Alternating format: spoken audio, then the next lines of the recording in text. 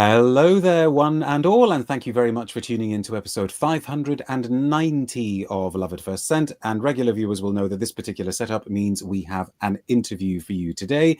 In the hot seat, hopefully it won't be too much of a hot seat, in the pleasantly warm seat today, I have got none other than Hiram Green, the self-taught perfumer who hails from Canada, but then made his way to the Netherlands via London. I'm guessing we're going to be talking to him about all of that sort of thing and his life journey.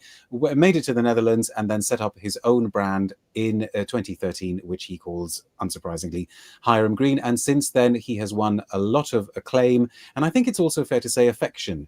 His work is very much loved by many people in the fragrance community. One of his perfumes, Hyde, won an Art and Olfaction Award. Last year, he gave us Tryst, and I believe he has just started either shipping or releasing or putting out there his brand new perfume called Ultra, about which hopefully we will have some time to talk as well. So please give a warm welcome in the Persolaise studio to Hiram Green. How are you doing, Hiram? Thanks for joining us. Hello. Thanks for having me on your channel. Not at all. And what a fascinatingly interesting background you've got there. I'm going to zoom in on that. Are these your raw materials? Yep, these are some of my raw materials. I have more to go. They're very immaculately shelved, presented. If I were to kind of show people what is on the other side of my camera here, I don't think we would get as a sort of beautiful precision that we're seeing on your screen. Are they in alphabetical order or what? How do you organize them? They're in alphabetical order by a sort of categories. So I'll group all the citrus together. I'll group all the flowers together. I'll group all the woods together, this kind of thing. And what you're seeing, it looks organized from afar, but if you get up close, you'll realize that it's not a bit more haphazard. A bit more like that should be tidied up a bit, or that should yes. I wish that my collection looked organized even from afar. Now, lots of people are joining us. I would imagine that a lot of you watching will have some questions for Hiram, but you know the drill. Try and save your questions for a point in the video when I ask you to post them, because if you post them now, chances are that I will miss them in the live stream. So you're better off hanging on to the questions, but start thinking of some good questions. Just going back to the materials, because I'm fascinated, do you know how many you've got? Have you ever counted? How many the raw materials I have? Yes, yeah. Oh, I've never counted. I've never counted, but I imagine it's not as many as it looks. In fact, like if I was, but it must be around about 300 or so, maybe. That's interesting. And they're all naturals. Yeah, they're all naturals, and I could have things like 5 different kinds of tuberoses or things like that, or it's a lot of repetition, things from different companies or different kinds of extractions, because nowadays you have a lot of different kinds of extractions. You have essential oil and CO2 extractions, and then you have isolates as well, sort of things that for those of you watching, if you have any questions about natural materials, Hiram is obviously your guy, and also particularly when it comes to, for example, variations of the same material. But let's go back a little bit. Okay. I believe that you're from Toronto, unless I'm mistaken, and you've done a lot of good research. Yes, that's the sum total of my research. I know that you're from that side of the Atlantic Ocean. That's as far as the research goes. Okay. You studied fine arts, and you wanted to be an artist. Was there any particular kind of art direction that initially you kind of knew you wanted to get into, or you wanted to pursue? No, it was more painting, I think. Just okay. Do you still paint? No. You paint with smells, right? That was what you. Yes. I just don't have the time, but I don't think I have the interest anymore. Well, I have the interest maybe a bit more now than I did in the past, but interesting. Okay, no, we'll come back to that. It goes in phases. So then then the story starts to get more interesting because you decide, as one does, that you wanted to go to London to try to pursue this dream of being an artist. So why not stay in Toronto? Was that just not going to ever work for you, or? Have you ever been to Toronto? No. But I've been to London. Okay, is that? Are we meant to read what I think we're meant to read into your answer? Well, growing up, I found Toronto to be incredibly boring, and okay. I always wanted to move to London. No offense to anyone watching who's might be in Toronto or Canada. Now, when I go back to visit my parents or whatever, I really I think it's a great city, and I like to be there. But it's now close to 30 years that I moved away, so it's quite a long time has passed. But for me, as a child, I always wanted to move to London. Even as a child, you're saying you wanted? Yeah, even as a child, I always wanted to be grown up in another city, and that was in London. Yeah. So I guess it helped that you spoke the language, but can you remember what it was particularly that drew you about London? At the time, it was a lot of the fashion, and as I got older, it was really the fashion and the music. I mean, we're talking sort of the early 1990s, so the height of Britpop and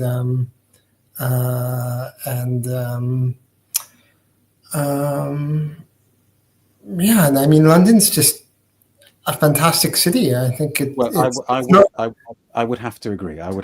But it's not the same city that I remember from. That's true as well. I moved to London, I guess, in 1997 or so. So the London that I knew was very different from the London that's there now, but it's still a fantastic. And one of the things that you did there was that you started working at a perfume shop. Are you able to reveal which one it was? I don't really. I feel a no coming. It's not really a no comment. It wasn't really a perfume shop. It was a shop that sold a lot of fragrances and smelly things. And there weren't at the time. There were many perfume shops, independent perfume shops around, and even nowadays in London, there's still not very many. So I won't press you on which one it was. That's fine. Okay. But was this your introduction in a way to? Yeah, this was totally my introduction. Totally. I had, for me, it was just more of a job to pay the rent, to buy food and go to the pub. It wasn't. This is what I always wanted to do. This is. So you hadn't worn perfume as a teenager. It wasn't really particularly. I did, and I enjoyed it, and I guess that's part of the reason why I ended up getting the job, because I did have an interest in perfume and in smells, but it wasn't like, this is what I've always wanted to do and this is going to turn into a career for me. At that point, I was still maybe a bit young and naive and thought that I was going to be an artist and that I was going to do this job, and at nighttime I was going to make some paintings and eventually win the Turner Prize. Yeah, exactly. That was only a couple of months away. Can you remember what some of your favorite perfumes were when you were growing up that you used to wear?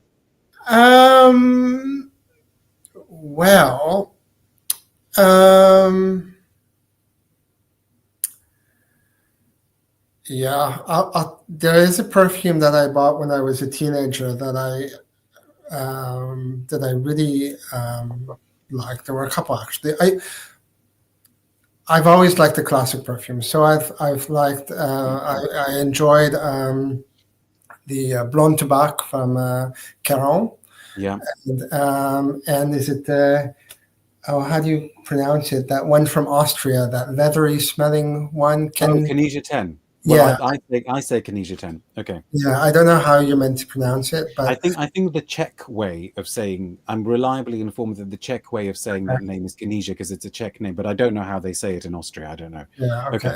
Anyway, it was I don't know how it smells like nowadays, but these kinds of scents I really liked. And there was one scent one perfume that I had that was Paul, going back to the London thing. It was a Paul Smith perfume, and this was from the early '90s, and it was before any of the mainstream perfumes came out from his collection. So it's been discontinued for forever. Yeah. But it came in a gray box with very minimal packaging, and it was really special, and I don't think you'd find anything like it on the market today. Yeah, and the Paul Smith brand has been messed around with a few times. I think a couple of years ago they came out with some good candles, but again, that didn't really seem to grab the market in any particular way. So various things then must have been happening in your artistically inclined brain, because you go from I'm working in a perfume shop to I'm going to set up a perfume shop of my own in London. And so what was that shop and where was it?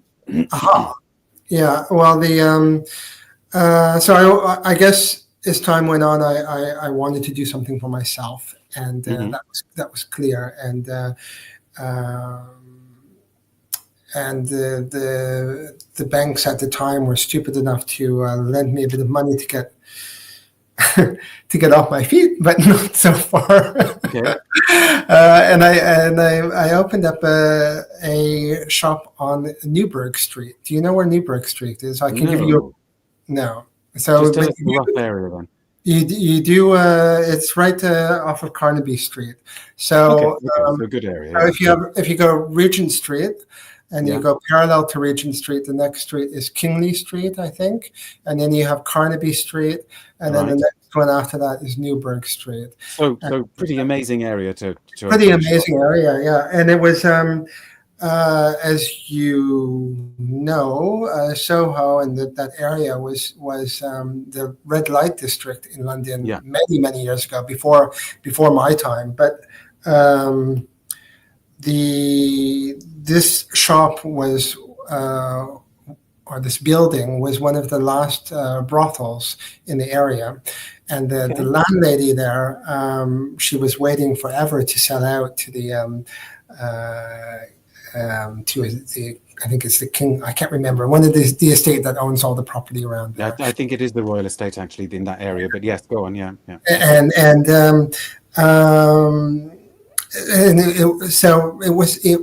it was the last sort of not so pristine shop or building on the street, and now it's and I was the first one in there under the new landlord, so it had been totally renovated. The shop was really small. It was I'm trying to think, like maybe. It was the size of like almost a closet. I'm trying to think. 20 square. Probably you heard the expression while you were here. It was the size of a postage stamp. Well, it was. I'm trying to give some maybe 12, maybe 15 to 20 square meters.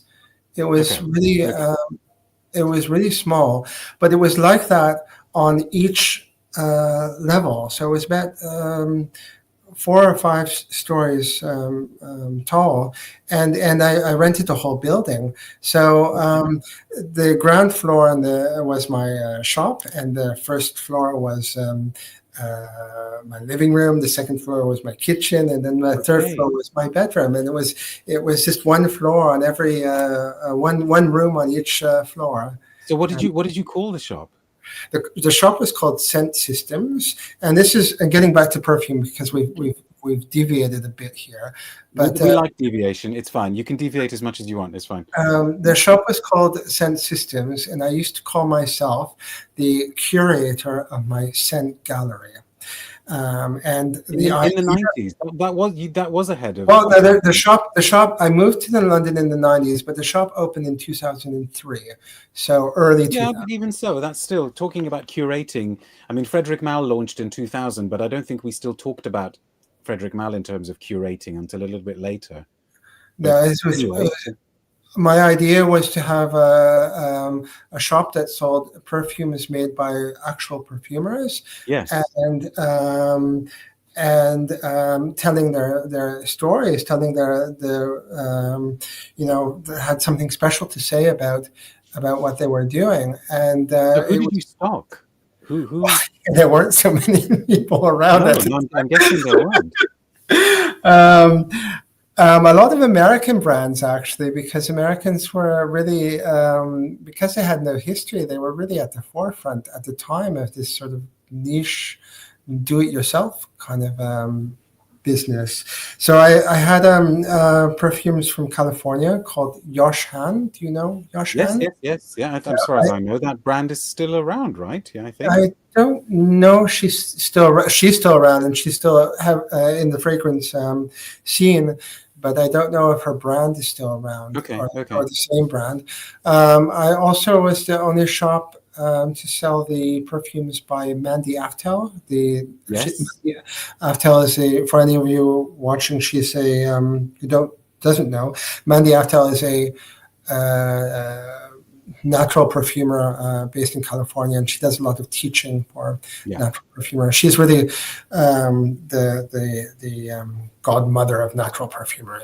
I'm just looking here because the book that many cite as the book that taught them perfumery, essence, and alchemy, I've got here on my shelf. I know that was like a Bible for you. I think it was a Bible for Andy Tower.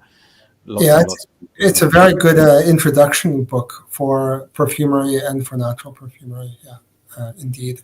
So was this the point where you were also thinking, hang on, these guys have made their own stuff, I could make my own stuff too?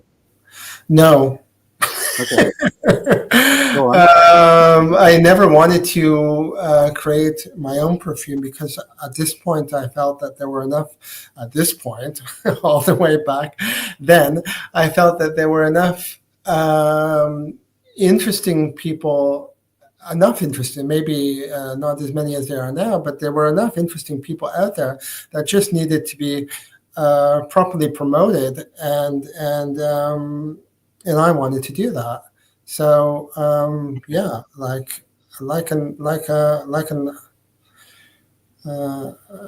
curator of an art gallery. My only downfall was it didn't quite work. I was certainly ahead of my time, and it was very easy to get press for my little shop, and I was always in magazines all over the world.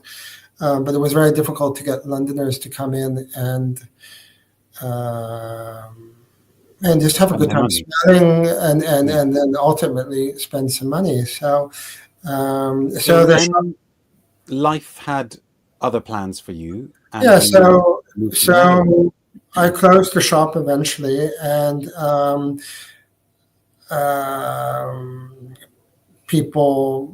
some friends in the perfume community or perfume scene, they said, why don't you just make your own perfumes? And I really took quite a lot of convincing, and people said to me, well, all the ingredients, you just don't know the names. If I put this ingredient in front of you, what is this? Well, I don't know what it is, but you have a lot of it in this fragrance, and this fragrance, and this fragrance, and I could do that. So I'm going to interrupt you there, sorry, because that's really fascinating. So you became conscious that you had a kind of raw, unintellectualized understanding of how this stuff works, but you didn't have the labels that. Yeah, and I think nowadays, you probably have the same thing with all your experience smelling perfume. If someone put you some raw materials found in perfumes in front of you, not per se natural perfumes, because I'm thinking more about the aroma chemicals, more about the about how most perfumes are made up. You would be able to recognize instantly the main smells in many different perfumes, and you might not know the ingredients, but if someone says, okay, well, that's this and this, that's linalool, that's linalool acetate, then I think you can start. That's just sort of like, okay, I can. That was a good introduction, and I think fast forward several years, then I had enough knowledge and confidence to introduce my first. Well, I think I read somewhere that you said that you felt that it actually you needed 10 years. Well, that's how long it took me. The process could have been speeded up, I imagine, if I had some formal training. But on the flip side, if I had some formal training, I wouldn't have. It would have been more difficult for me to make the perfumes that I make nowadays, because they don't teach anything about natural ingredients in perfumery. So I asked you why London. I suppose I have to ask you why the Netherlands. Well, I guess you could say that I needed a fresh beginning. Okay.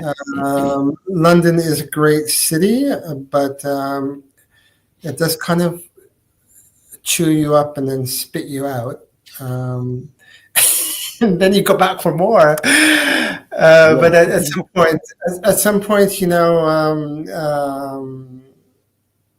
it was just time for a fresh new beginning. And my partner is Dutch, so.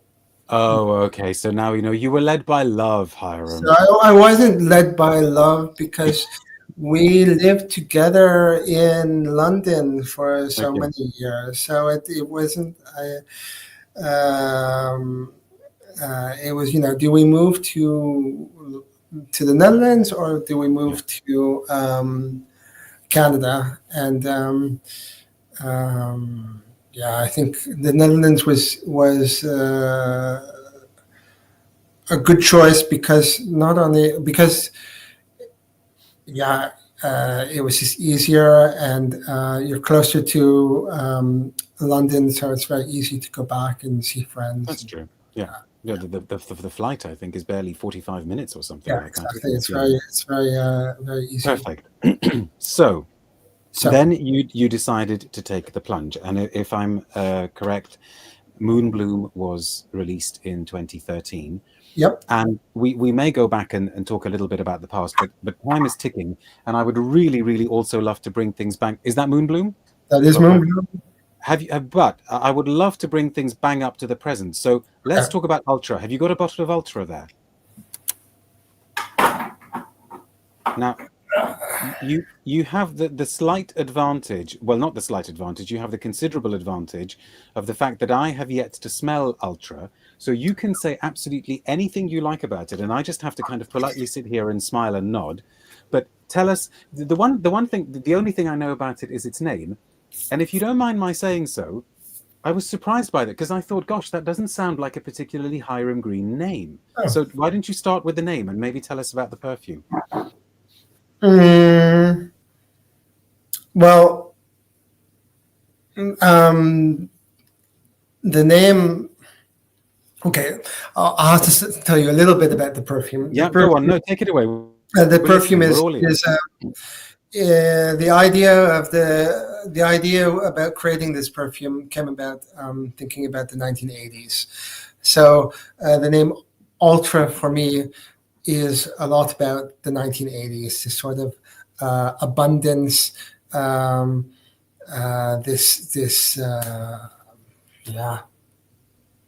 Ultra, I think, is good for the 1980s. Well, I guess I'm guessing what the cliche of the shoulder pads and the big hair and the hairspray and the all that kind of stuff, but not just of course, all the fashion and the interior design, I think about too, all the neon colors, the pink, the purples, and the bold statements. And but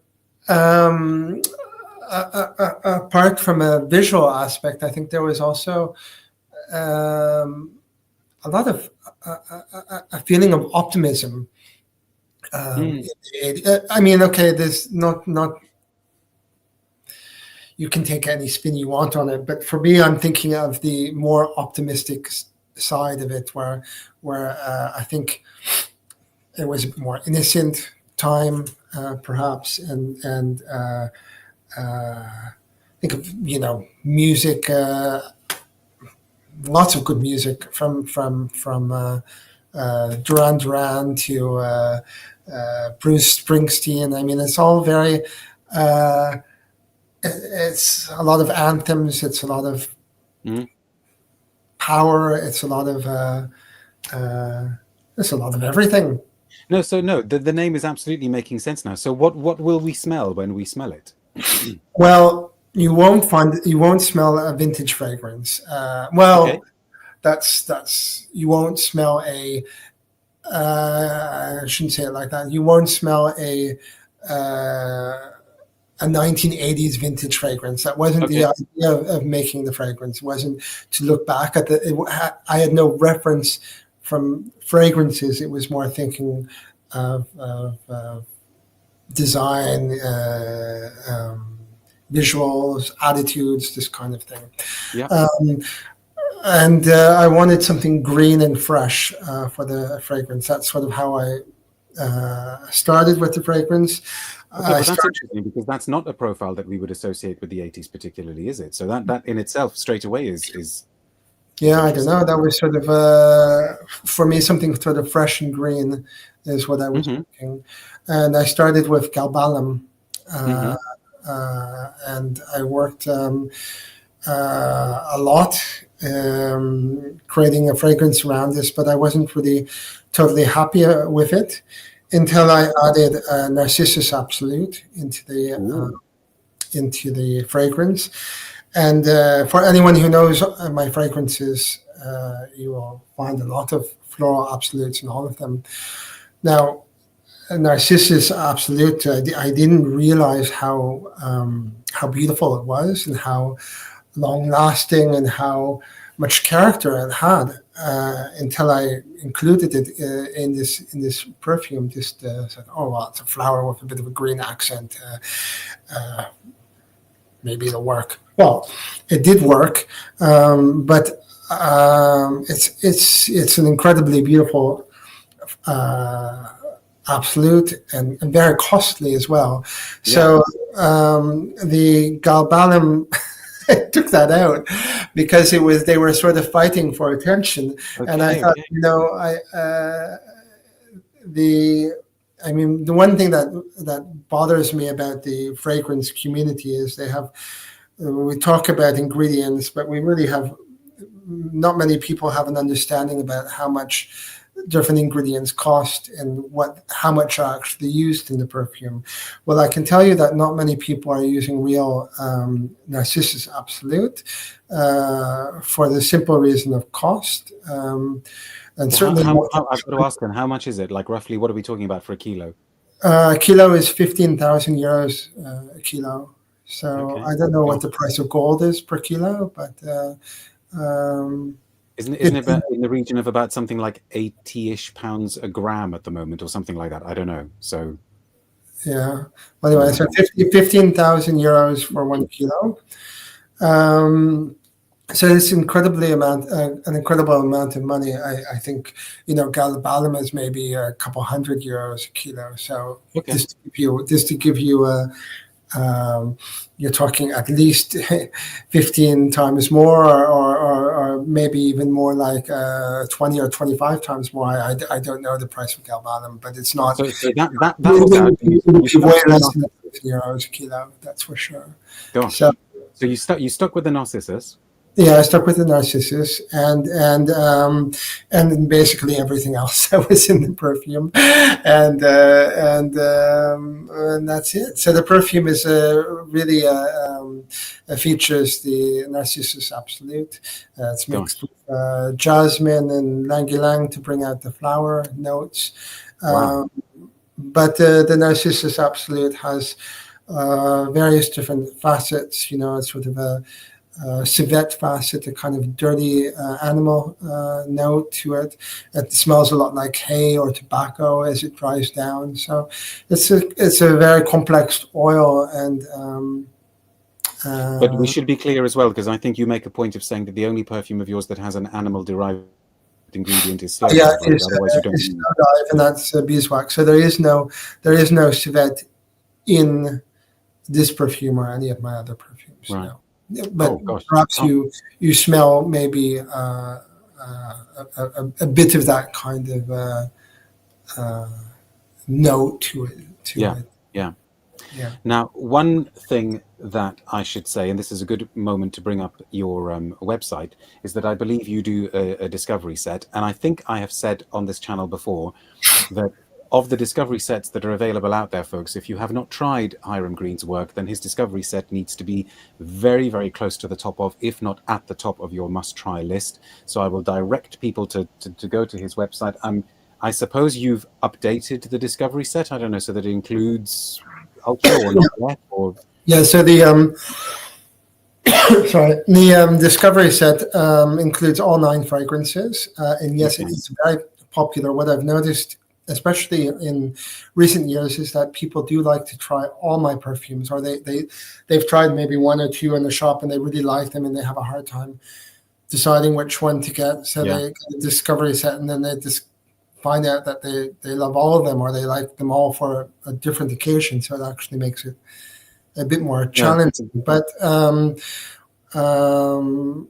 try to make my perfumes each one to smell very different. So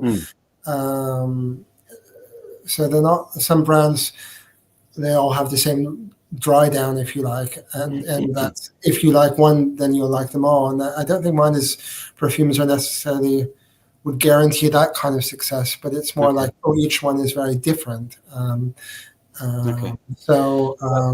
I can't believe we've gone over the half-hour mark, so it's at this point that I need to say to folks who've just tuned in that you're watching episode 590 of Love at First Scent, and today we're very, very lucky to have in our interview seat Hiram Green, talking about his brand and his work and how he got to where he is at the moment.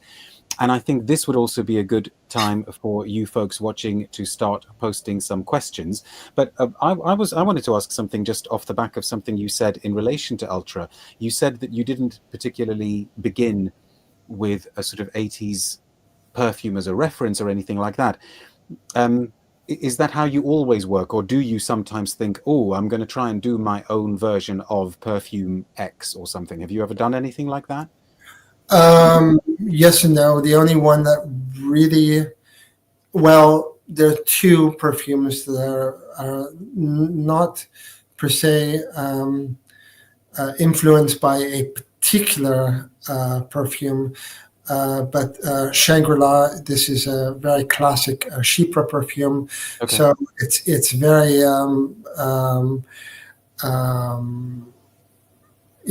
any Chypre perfumes that you smelled from 100 years ago, they'll definitely have that same sort of vibe to it. I think it's from the natural ingredients, and this sort of my interpretation of a classic Chypre. That's Shangri-La, and the other one is Arcadia, and that is more of a classic Fougère. So these sort of 2 classic French themes of making styles of perfume. That's really really the only time that I've really had a specific sort of idea of what it should smell like. Right. And I suppose one question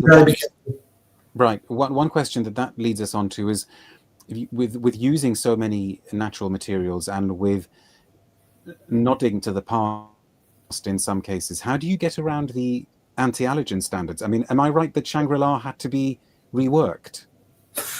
No. Okay. There's always lots of talk about oak moss because it's Yes. restricted ingredient by IFRA and the European Union cosmetic standards.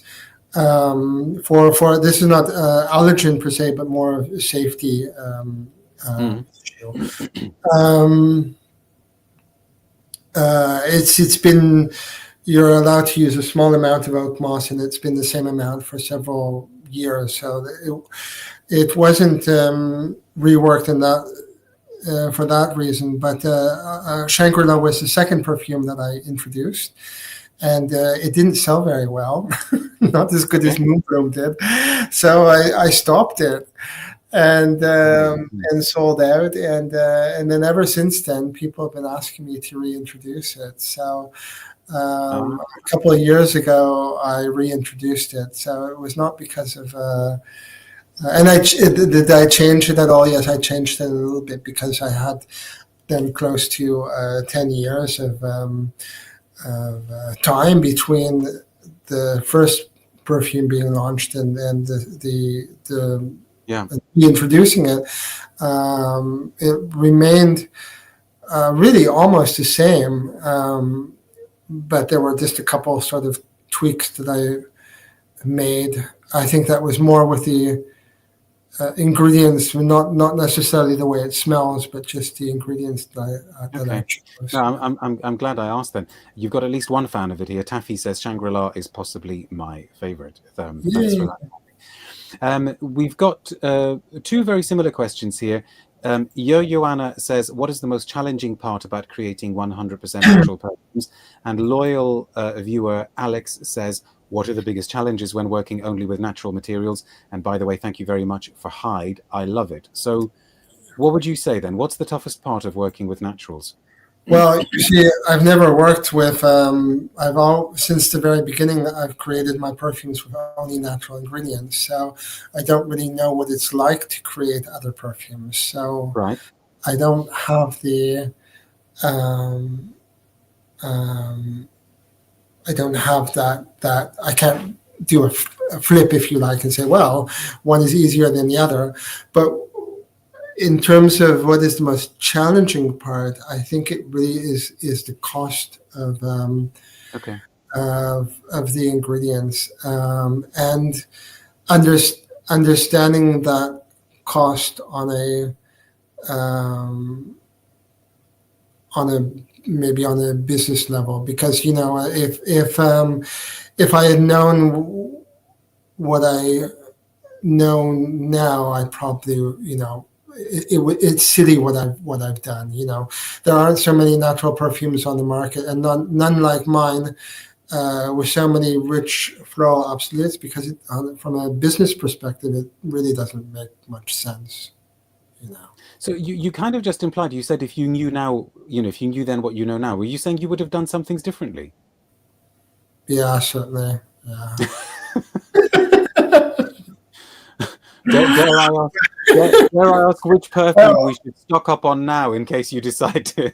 No, but I mean, the thing is, I have a real problem now. The prices of ingredients are really skyrocketing, of natural ingredients, and it's becoming harder and harder to get ingredients because of climate changes. There isn't as much of certain things, and I'm struggling on that front.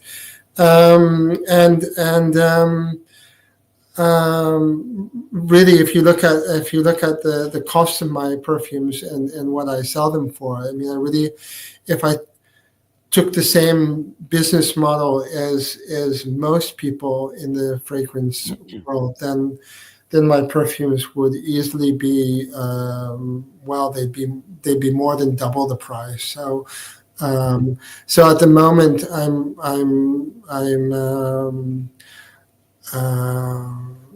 I'm wondering what to do, because I will go on, I guess, as long as I can, but there will be another price increase, and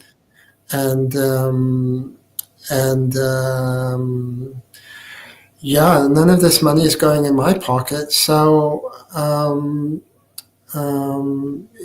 it remains issue, I guess. I mean, it remains an issue. So the cost is really the hardest thing about it. Okay. Another, and this kind of, talking about materials, this leads quite well into this question from another loyal viewer, Mitra, who says, what's the rarest material you have? The rarest material I have quite a lot, you see. I mean, it depends how you, I mean, they're not rare to me, but they're rare to the fragrance world. I mean, I have another perfume called Filter. Where is it? I didn't arrange these nicely, but here it is, Filter. Yeah. And it's a fragrance with a carnation flower, carnation absolute in it. So it's quite spicy and an actual natural carnation absolute. Actual natural carnation, and there aren't many people producing carnation absolute. In fact, I only know of 2 companies worldwide. Wow. And mine comes from LMR, which is a division of IFF. IFF is the International Fragrance and Flavors, a massive company. They bought a natural fragrance house several years ago, and called LMR, and LMR produces a carnation absolute. Now, I was told through the grapevine from someone that they only produce 10 liters or 10 kilos of carnation absolute every year, and that most of that stays within IFF for research and development, and they only have a couple of liters to sell every year. So when the year I launched this last year, I bought I think a liter of or a kilo of carnation absolute. That was, that didn't leave much left over for anybody else. So there isn't a lot of people using these ingredients. No. We talk about tuberose in a lot of perfumes, but I can safely say that nobody's using the amount of tuberose mixed with jasmine and rose is like in my Moonbloom. It's so these are all rare ingredients. But I'm trying to think of, is there anything really, really, really rare?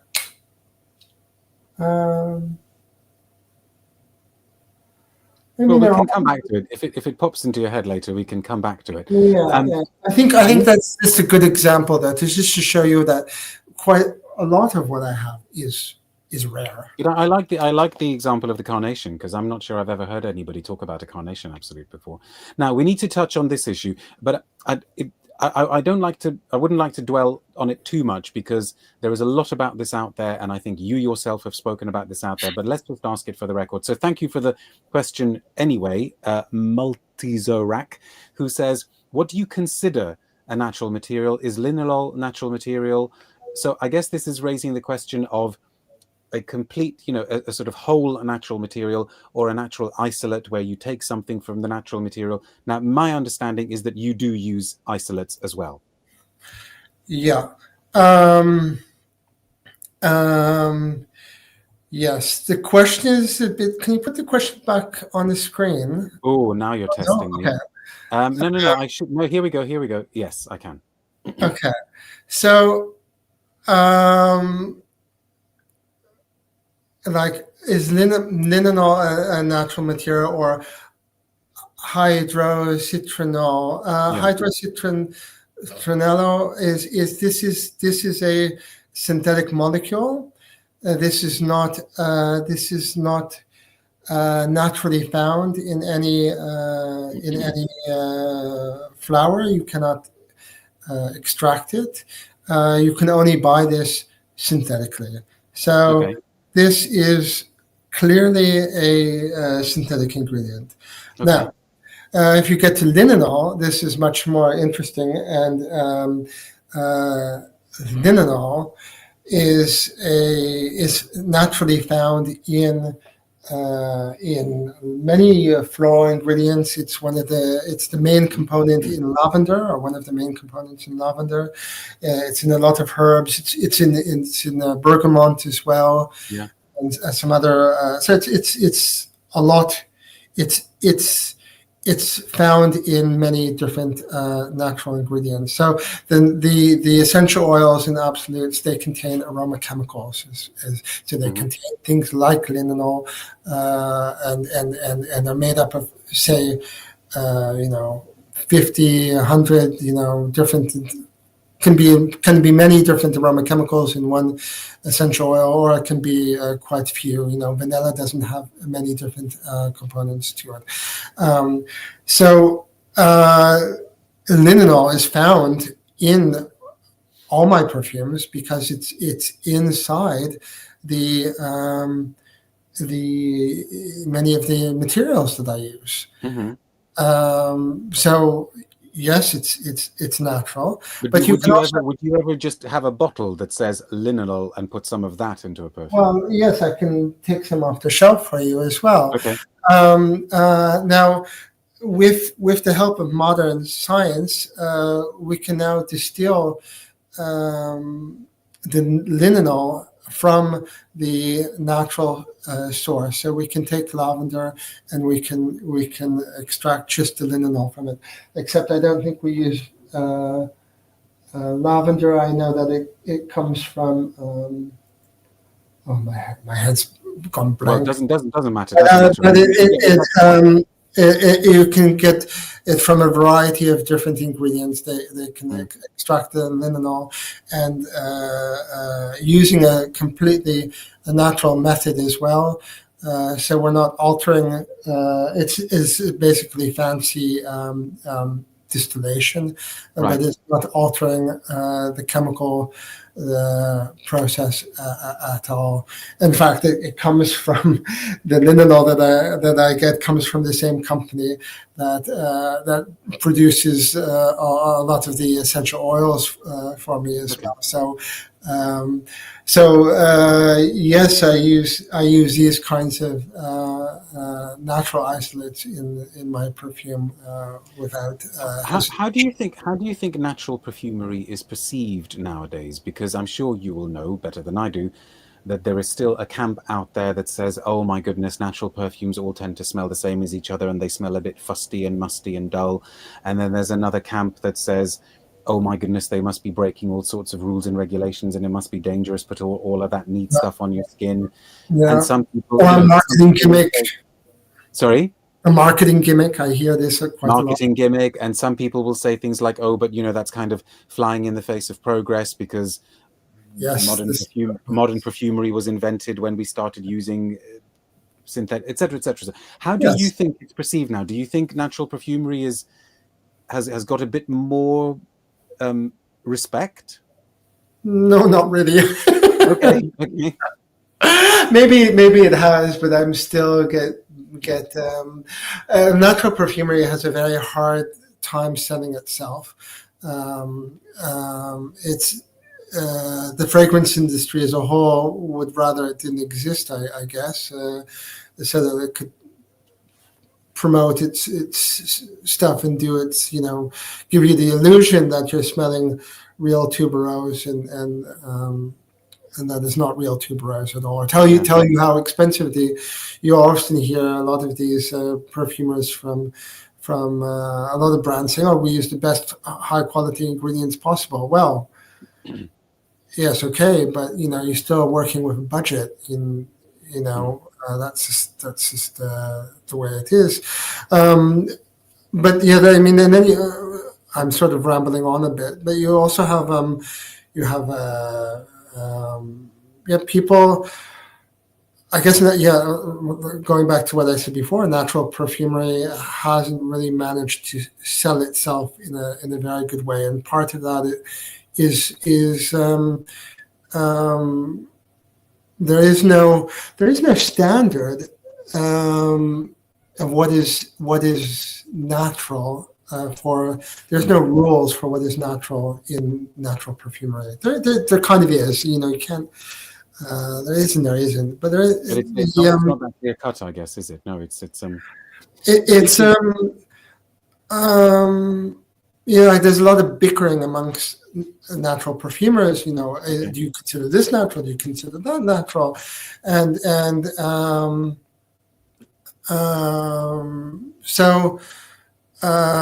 there's a lot of natural perfumers also telling you that the other synthetic perfumes are causing you cancer and all kinds of things.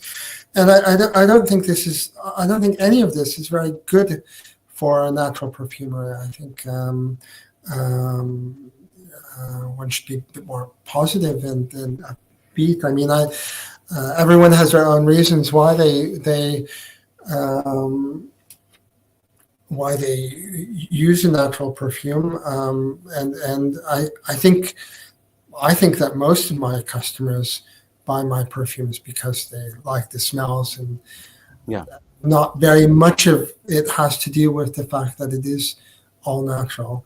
But what I can say is, what I do think is that people, and this is maybe where I get a bit sort of hippie-like, is that people do recognize the quality, or they recognize the energy in the natural ingredients. So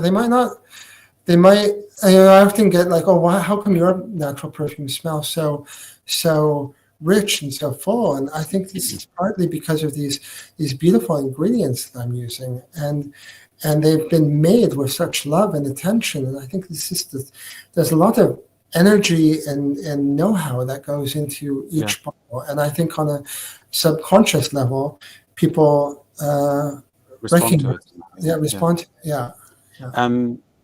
Speaking of powerful, rich, opulent ingredients, Cheap Imitation says, I hate to be the one to ask this, but would you ever do an oud? I'd like to. But oud is one of these funny ingredients. Do you know that they sell much more oud every year than they harvest? I have heard stories like this before. Yes. Yeah. Yes. So I have yet to find a supplier that will provide me with all the safety data I need, and for the European regulations, and also give a certificate that it's entirely natural and hasn't been altered in any case. Now, maybe if I start looking again, I'll be able to find someone. But I've looked over and over again, and I haven't. It's So it's just one of these things that I don't bother with now. Okay. Hiram, I can't believe we're coming to the end of our time, but I just wanted to ask you one or two more things. You said it in another interview that you needed to give yourself enough time while you were teaching yourself perfumery in order to develop your own scent language.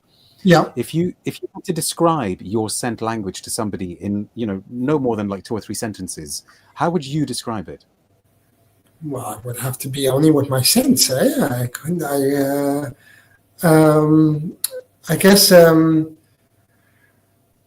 How would I describe it? I think how I would describe it would probably be very different from how other people would describe it. I describe it as being very simple and pure. So if you look at my perfume formulas, you'll find that they're incredibly simple, almost childlike in their naivety. Okay. So there's a certain there's a certain pureness in that, and a certain rawness, but also with these beautiful ingredients, a certain opulence in that as well. Just chucking in all that rose oil and jasmine and whatever else I find. So where other perfumers might be interested in making a creating an accord that smells like rose, I say just put the rose oil in. Okay. No. So no, that's interesting, because I think other people describing your style probably wouldn't say simple or childlike naivety, but I guess I get what you're saying. Yeah. Thank you very, very much indeed for your time. Thank you very much to everybody watching for all the questions and the comments. I certainly can't wait to try Ultra. I will leave you with one final question. The perfume industry, the landscape, has changed a lot. Certainly a lot in the last 15 years since I started, writing about perfume, but a lot also in the last 5 years, I guess. Are you optimistic about the future of, for people in positions like you who are still flying the flag for independent perfumer-led brands, working out of a home setup? Are you optimistic about what the future holds for you? Yeah, definitely. I'm optimistic, but the market has really changed a lot in the last couple of years. It's become far more competitive, and at the moment there seems to be less people interested in there's a lot of interest out there, and I think that in perfumery, that's for sure. But the focus is starting to. People need to zoom in on what's important to them, I think, rather than just collecting everything now. There's too much. Maybe. So we need somebody to do some good curating, which I think some people are starting to do. But no. Yeah, and I think shop owners have a responsibility to do this too, rather than just pick what they think is going to sell. I think they should really pick what they enjoy and really and not listen to their customers, but more, they have to be the leaders, and they are curating their spaces, and I think they forget that sometimes. That's great. Thank you very, very much, Hiram. Can I just say one thing? Go for it. I just want to add one thing, because I know you're in the UK, and unfortunately, I don't ship to the UK via my website, and that's. Yeah, you're not the only one who doesn't. But again, no, I don't really want to get on that discussion. But just yesterday, someone asked me, where can I buy your perfumes? And I did a little research, and there are some places that I sell to in Europe that ship to the UK. That is 50 ml in Milan. Their website is great. They ship to the UK. There's spray perfumes in Turin, also in Italy. They ship to the UK.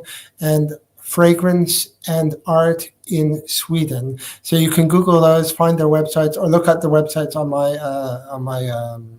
website. They're on your site. My website, on their retail stock exchange, and since I don't know how many I think you have followers all over the world, but if you have, I'm very lucky, yes, to have people. But yeah, I mean, I'm in the UK, but the audience, I'm very, very lucky to have a truly international audience. But no, that's useful, and I think I'd only ever heard of one of those shops before. I think I'd heard of 50 ml, but I wasn't aware of the other ones. So that's a very, very helpful tip. Thank you. So if we go to your website, then we can get links to those shops through no, that's perfect. Thank you so much, Hiram. As I always say, folks, stay tuned to social media for details of other videos coming your way. But until then, thank you very much for watching. Thank you to Hiram, and I will see you soon. Bye now.